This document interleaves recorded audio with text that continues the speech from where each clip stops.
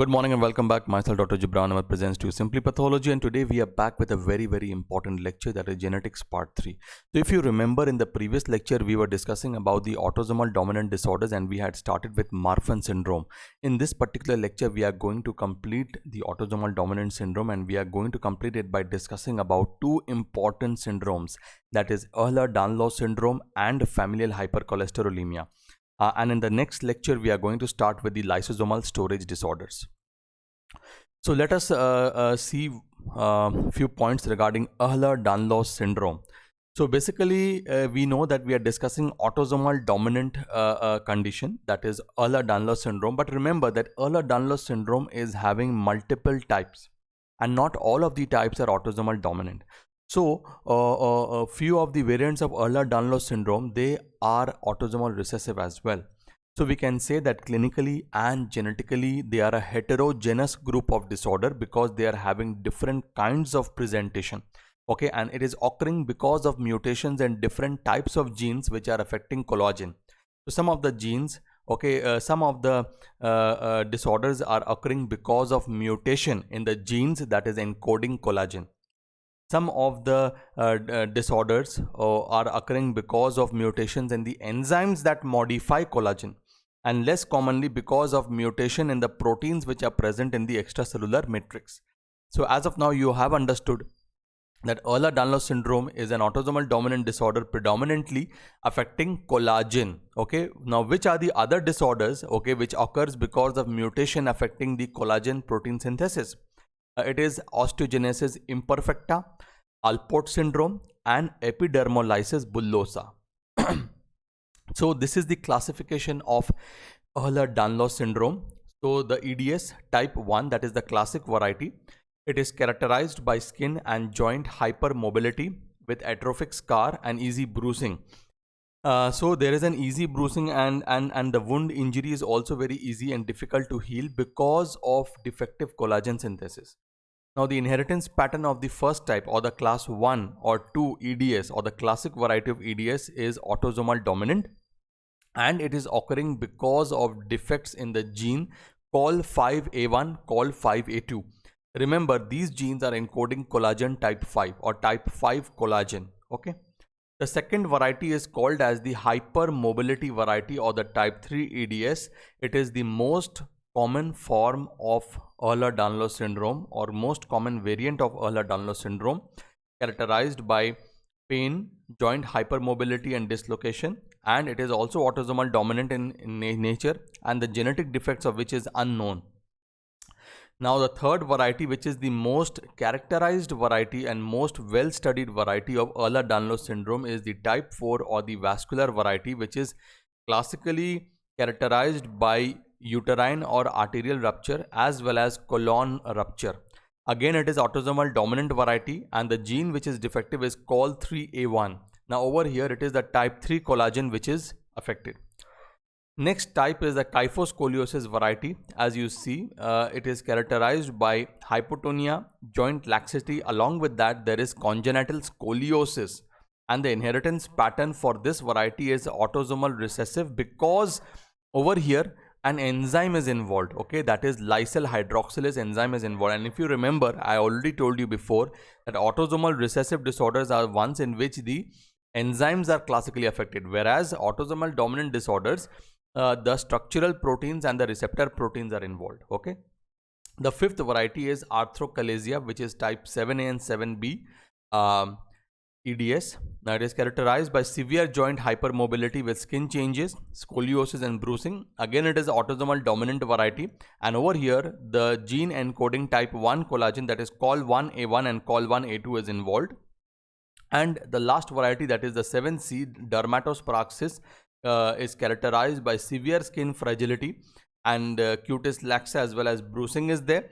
And classically over here the inheritance is again autosomal recessive. Why? Because an enzyme is involved, that is pro-collagen N peptidase enzyme is involved. So you can see that the EHLER-DANLOS syndrome is not quite uniform genetically. It is a mix of dominant and recessive, but predominantly we see autosomal dominant disorders, and wherever the autosomal recessive variety is seen, there is an enzyme deficiency. Let us move ahead.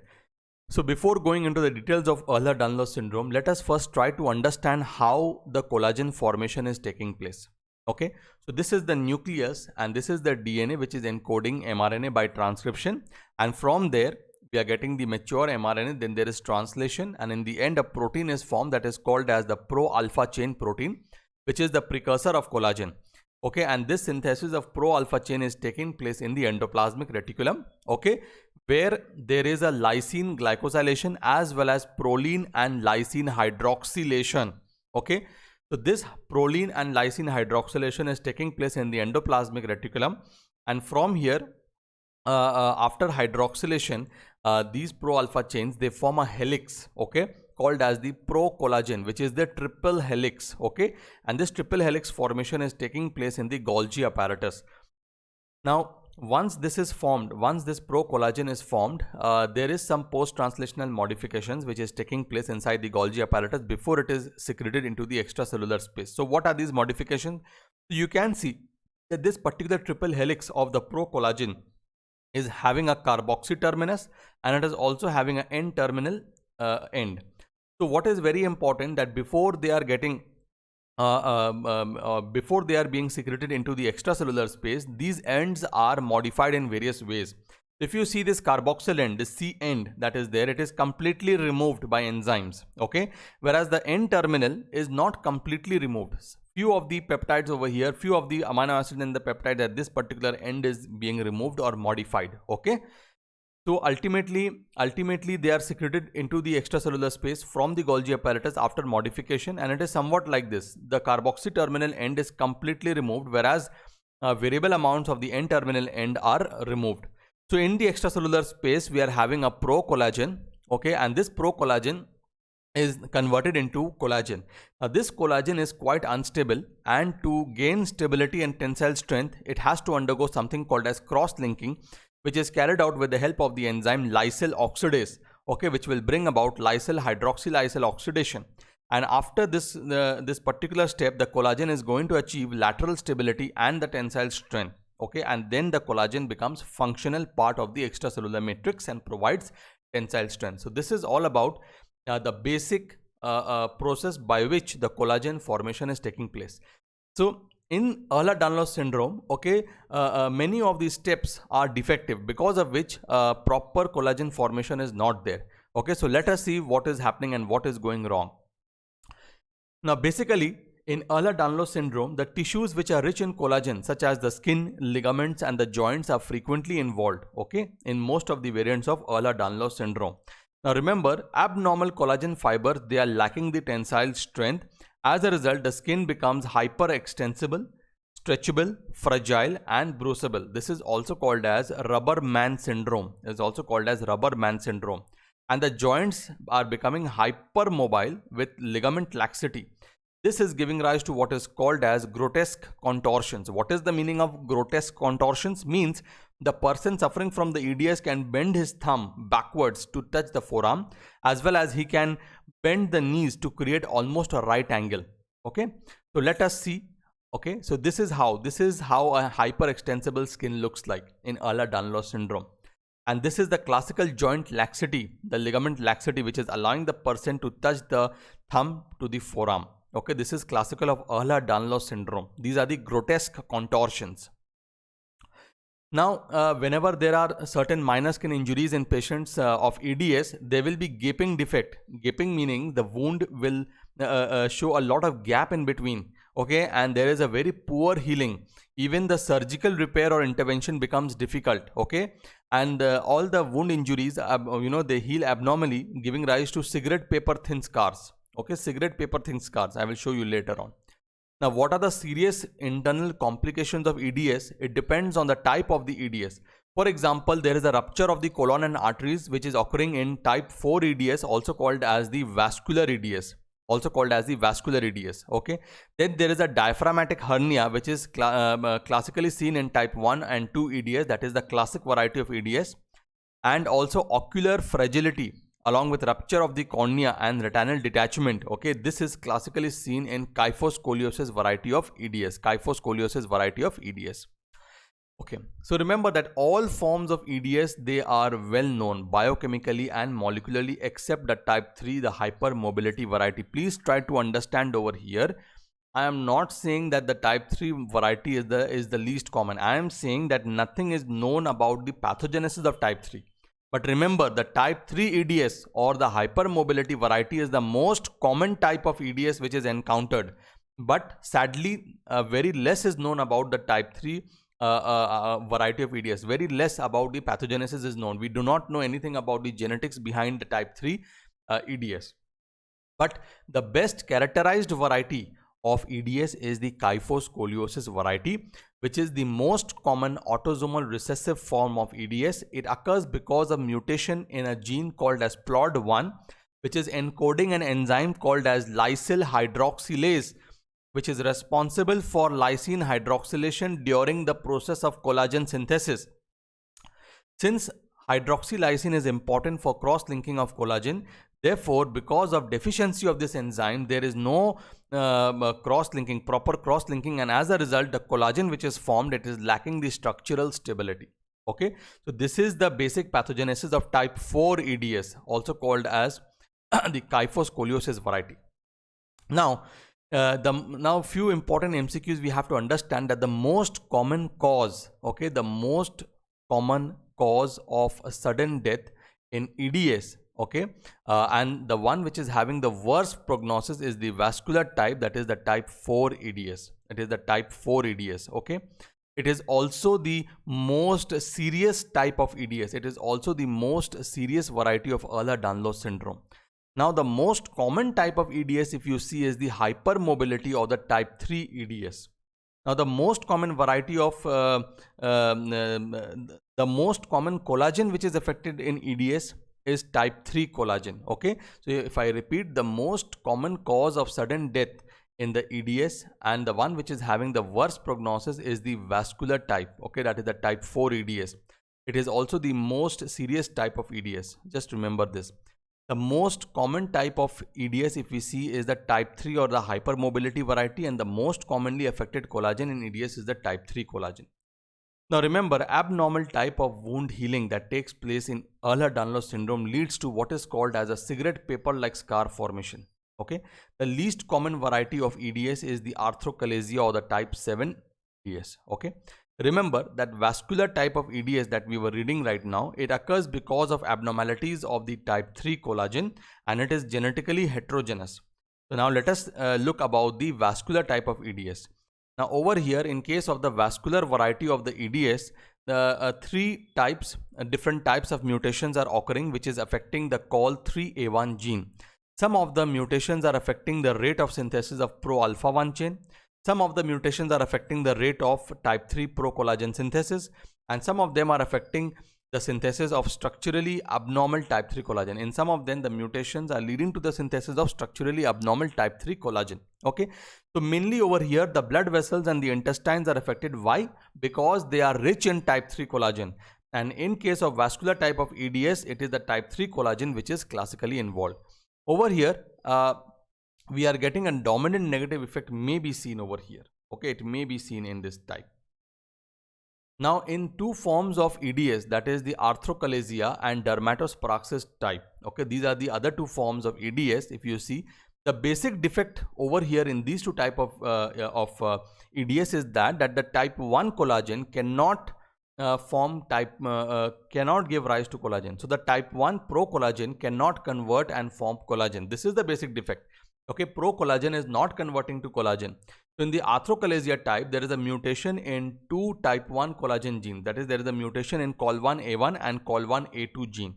Okay, as a result, there is a structural abnormality of the pro-collagen form. So over here, the type 1 pro-collagen that is formed is abnormal, and it is resisting any kind of enzyme cleavage, okay, by the N-terminal peptides. Okay, it resists the cleavage of N-terminal peptides. So you remember when I had taught you about the collagen synthesis process, I told you there is a C-terminal end, there is an N-terminal end. Now the C-terminal end is completely removed and the N-terminal end is variably modified. Okay, so over here, okay, this abnormal pro-collagen structure is resisting the cleavage by N-terminal peptidase enzymes. Okay, and as a result, what is happening? there is no cleavage of N-terminal peptides and they are not properly formed, and so the type 1 procollagen do not properly convert to collagen. Okay, so this type is also showing some dominant negative effect. Whereas in case of DERMATOCPARAXIS type, the mutation in there in the ADAMTS2 gene. So because of this particular mutation in this particular gene, there is a defective enzyme procollagen N peptidase which is essential to cleave procollagen. Now in this particular type, what is happening that over here, though the procollagen is normal, but the enzyme that is going to convert the procollagen to collagen is abnormal. That is the N peptidase, the procollagen N peptidase is abnormal. Okay, whereas in the other variety, the N-terminal peptides was abnormal, the procollagen was abnormal, but over here the enzyme is abnormal. Okay, so let us move ahead. So the classic type of EDS, this is the last variety of EDS. Okay, it is characterized by mutations in the genes for type 5 collagen. Okay, that is the COL5A1 and the COL5A2. So with this we complete EHLER-DANLOS syndrome. Now we are going to start with another very important autosomal dominant disorder, that is the familial hypercholesterolemia. Before we go into the details of this particular disease, we have to first understand the synthesis of the LDL cholesterol. So just to give you a brief idea, there are different kinds of lipids in our body like the VLDL, LDL, HDL. Okay, so out of them we have to remember that the best cholesterol in our body is the HDL, high density lipoproteins. Okay, HDL, and the worst variety is the LDL. Okay, the worst variety is the LDL. So basically any lipid in our body that is in the blood in the form of the LDL, it has to be taken inside the cells. Okay, and this is happening by means of a receptor called as an LDL receptor. So first we are going to understand how there is a synthesis of this LDL receptor and how this LDL receptor is coming to the plasma membrane. So there is a synthesis of the LDL receptor. Okay, there is a DNA which is encoding mRNA, then there is translation, then protein formation is there. So this receptor protein, which receptor protein? The LDL receptor protein is getting synthesized at the level of the endoplasmic reticulum. From the endoplasmic reticulum, they are packaged and then they go to the Golgi apparatus for certain modification. After they reach the Golgi apparatus, there is certain modification, and from there the LDL receptors are getting secreted. Okay, and then they are getting incorporated into the plasma membrane, and finally they are incorporated inside the coated pit. If you can see on the left hand side of the image, they are encoded within the coated pits. Okay, this is how the synthesis and incorporation of the LDL receptors is done. In the second image, now the LDL receptor has already been present in the coated pit, as you can see in this particular image. So to this LDL receptor, the LDL, that is the low density lipoprotein, it is going to attach. Now this LDL is composed of certain proteins and cholesterol. Okay, what are these proteins? This LDL is composed of cholesterol ester, and it is also having certain protein called as ApoB100. Okay, so with this ApoB100, okay, this is attaching to the LDL receptor which are present in the coated pit. And this coated, why we are saying it coated? Because they are coated with clathrin. That is the red color thing that you see. That is why they are called as clathrin coated pits. Okay, so the clathrin coated pit containing the LDL receptor is combining with the LDL. So now this particular LDL receptor along with the attached LDL, it is going to come inside. Okay, it will form an endosome. Okay, it is going to come inside the cell forming an endosome. Okay, and from here two things happen. The LDL receptor that is there, okay, it is recycled back to the coated pit, whereas the cholesterol, the LDL cholesterol that is there, okay, that is fusing. The endosome is now fusing with the lysosome, okay, with the lysosome, and then this lysosome is going to break down this particular LDL into free cholesterol and amino acid. Okay, this is what is happening. The digestion of the LDL is taking place inside the lysosome with the help of lysosomal enzymes, and they are giving rise to the free cholesterol and the amino acid. Now once the free cholesterol is there inside the cell, the free cholesterol enters the cell, three things are going to happen. There will be an oversupply of the cholesterol, and when there is an oversupply of cholesterol in the cytoplasm, they are going to give feedback inhibition. They are going to inhibit the synthesis of the LDL receptors, number one. They are also going to inhibit the synthesis of cholesterol. How? By inhibiting the enzyme HMG-CoA reductase. By inhibiting the enzyme HMG-CoA reductase. Excess amount of free cholesterol is going to get stored inside the cell. Okay, and and some amount of cholesterol is also going to be used for the synthesis of plasma membrane, steroids, bile acids. Okay. So this is the fate of the free cholesterol inside the cell. So this is all about the basic metabolism of LDL receptors, cholesterol, and how this thing is working. Okay, how it is working. Now, defect in any of these processes will give rise to hypercholesterolemia. Okay, let us see. So basically, disorder with the defects in the receptor proteins. Okay, it is familial hypercholesterolemia. It is an autosomal dominant disorder occurring because of mutation in the genes which are encoding the LDL receptor. Okay, and this LDL receptor, as we have seen, they are involved in the cholesterol transport. Okay, remember, if there is any defect in the LDL receptor, what will happen? The LDL will not be internalized, and as a result, excess amount of LDL lipoprotein will remain in the circulation, leading to excessive cholesterol in the blood circulation that will trigger premature atherosclerosis, increasing the risk of myocardial infarction at a very young age. Okay. So familial hypercholesterolemia, if you see, there are two main types. One is the heterozygous variety, one is the homozygous variety. The heterozygous variety is having one mutant gene, and they are having 2 to 3 times the increased plasma cholesterol level if you compare it with the normal levels. Okay, so they are characterized by tendinous xanthomas. They are having xanthomas, okay, throughout the body, and they also have premature atherosclerosis in adult life. Okay, whereas the homozygous variety, both the alleles are affected, so therefore there is a 5 to 6 times increased plasma cholesterol levels. They are characterized by skin xanthomas, coronary cerebral atherosclerosis, peripheral vascular disease, and in early life they are suffering from myocardial infarction. In less than 20 years of age, they are having MI. Okay, so now first we are going to understand the normal process of cholesterol metabolism and transport that we have already seen. So basically 7% of the body cholesterol is circulating in the plasma in the form of LDL, that is low density lipoprotein. The first step in the secretion of VLDL from the first step basically in the cholesterol formation, it is the secretion of VLDL from the liver into the bloodstream.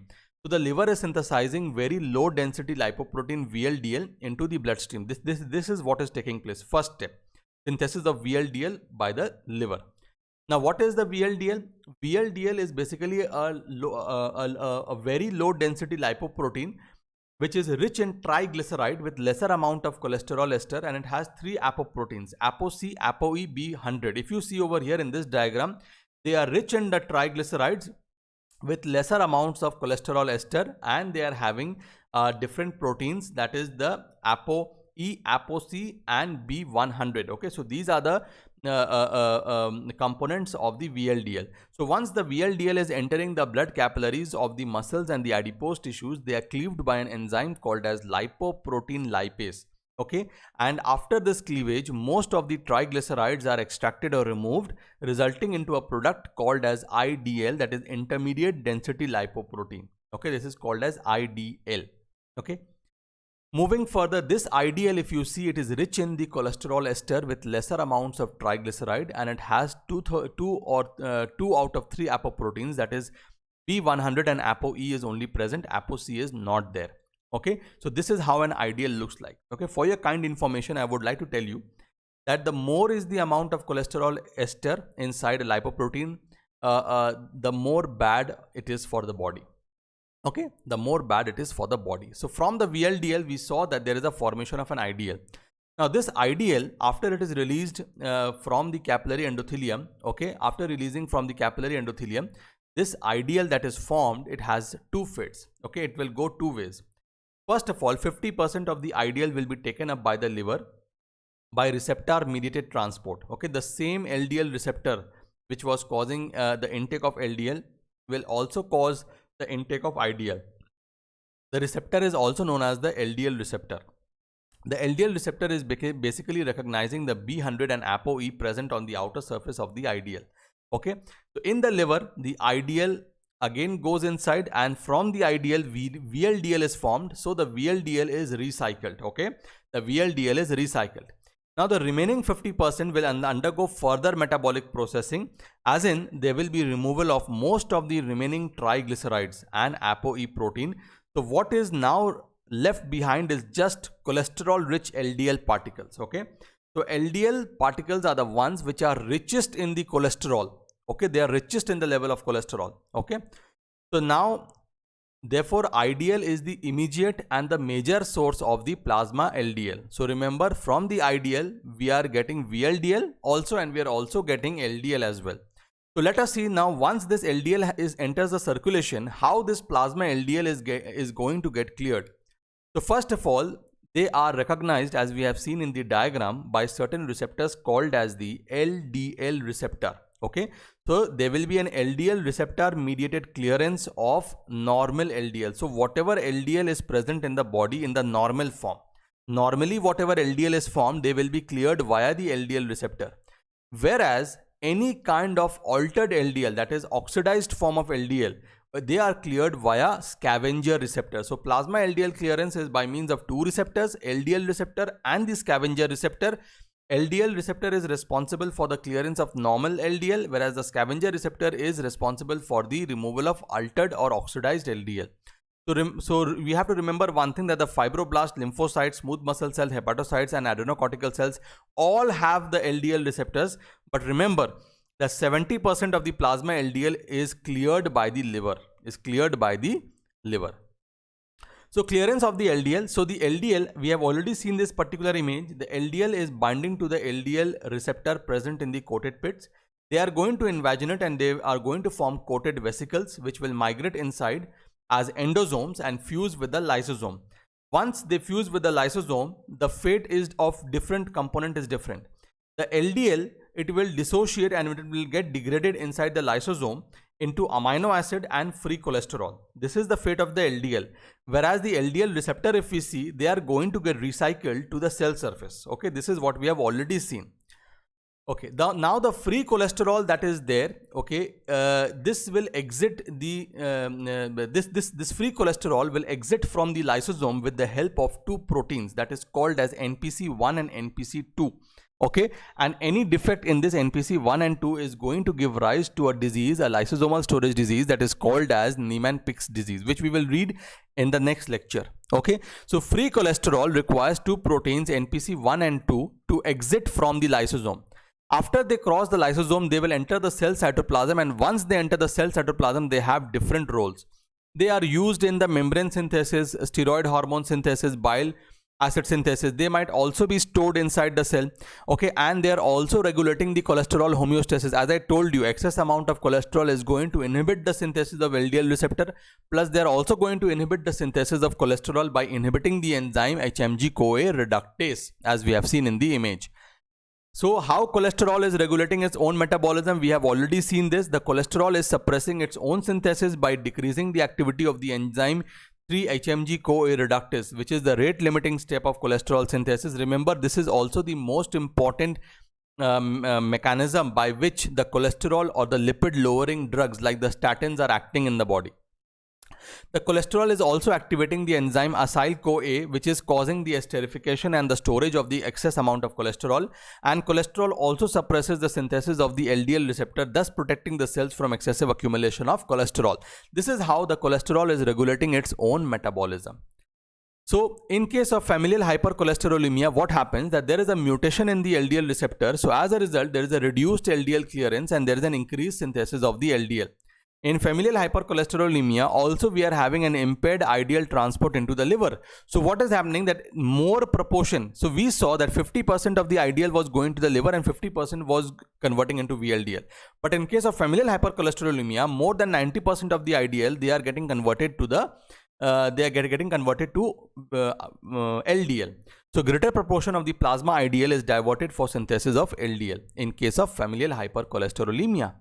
So in normal people, remember, maximum LDL is cleared via the LDL receptor, as I told you. But in case of familial hypercholesterolemia, because there is an excess amount of LDL, this excess amount of LDL cannot be cleared by the LDL receptors alone. So forcibly, they are cleared by the scavenger receptors. And where are these scavenger receptors present? They are present inside the cells of the mononuclear phagocyte system, that is the macrophages.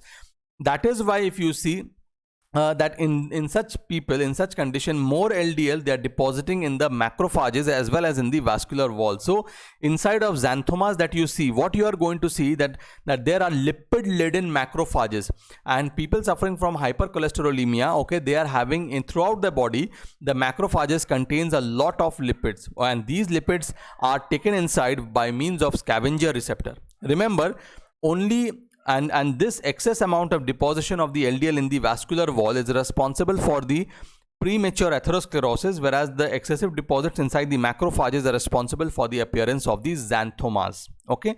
Also, we have to remember that only the altered or the oxidized LDL is cleared via the scavenger receptor. Okay.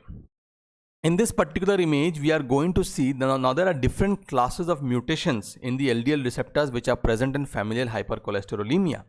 For example, this is the class 1 mutation where there is a defective synthesis of the LDL receptor. This is number 1, class 1 mutation.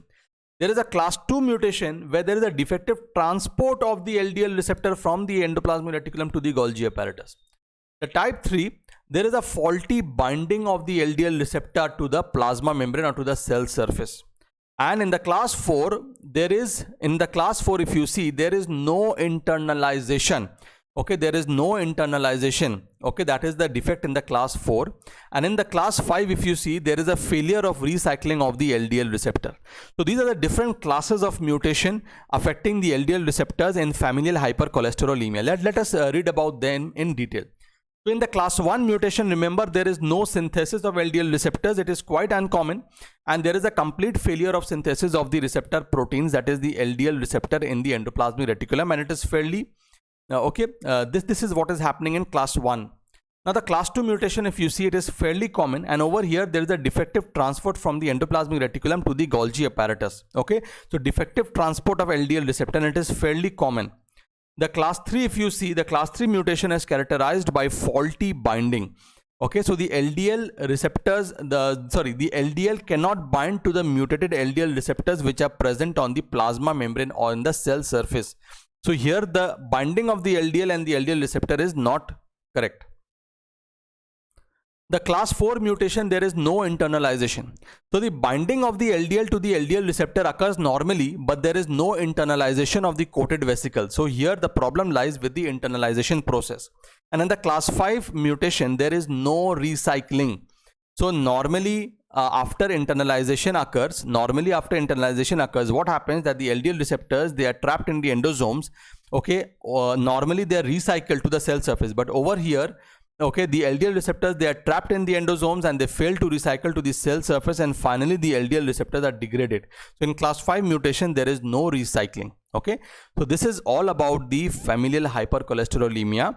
In the next lecture, we are going to start with the lysosomal storage disorders. Okay, and also one important thing I would like to tell you, those who are interested to get the notes of these lectures, okay, they can join the online pathology batch, which is conducted every Saturday and Sunday. Saturday at 8 PM Indian Standard Time and Sunday at 9 AM Indian Standard Time. Platform is online Zoom. Okay, so thank you everyone for the love and support you have shown towards this channel, and you can contribute via the PayPal links given in the description box, www.paypal.me/simplypathology. Thank you very much guys for attending this particular lecture, and hope you have understood and enjoyed this lecture. And if you have, please do not forget to share and subscribe to this channel. Thank you very much guys.